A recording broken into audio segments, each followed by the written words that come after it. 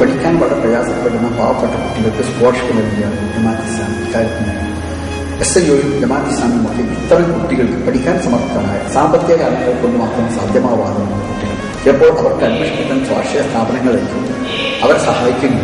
അത്തരം കുട്ടികളെ കൂടി സഹായിച്ചു സാമ്പത്തികമായ സഹായം സ്കോളർഷിപ്പുകൾ നൽകിക്കൊണ്ട് അവരെ വളർത്തിയെടുത്തുകൊണ്ടിരിക്കുക എന്നതാണ് പ്രായോഗികമായി ചെയ്യാൻ കഴിയുന്ന പ്രശ്നം. ഈ സംവിധാനം മാറ്റാൻ നമുക്ക് അല്ലെങ്കിൽ ഈ ദുരന്തം ദൂഷ്യം മാറ്റാൻ വേണ്ടിയുള്ള ബോധവൽക്കരണം നടത്താൻ കഴിയും. രാഷ്ട്രീയവും സാമൂഹികവുമായ സമ്മർദ്ദം ചെലുത്താൻ കഴിയും. അത് വരുന്നതിന് മുമ്പ് ഈ രാജ്യത്ത് പഠിക്കുന്ന കുട്ടികൾ എന്നൊരു യാഥാർത്ഥ്യമാണ്. ഈ വ്യവസ്ഥിത വിദ്യാഭ്യാസ സംവിധാനം എന്നൊരു യാഥാർത്ഥ്യമാണ്. ഈ യാഥാർത്ഥ്യത്തെ നമ്മൾ കണ്ടില്ലെന്ന് നടിച്ചിട്ട് കാര്യമില്ല. അതുകൊണ്ട് യാഥാർത്ഥ്യമായി അംഗീകരിച്ചുകൊണ്ട് ഈ മേഖലയിൽ നമുക്ക് എങ്ങനെ പ്രശ്നത്തെ പരിഹരിക്കാൻ കഴിയും, അത് നമുക്ക് സാമ്പത്തികമായി പ്രയാസം അനുഭവിക്കുന്ന കുട്ടികൾക്ക് സഹായം നൽകിക്കൊണ്ട് സ്കോളർഷിപ്പ് നൽകിക്കൊണ്ടാണ് ഇത് പ്രശ്നം പരിഹരിക്കാൻ ശ്രമിച്ചുകൊണ്ടിരിക്കുന്നത്.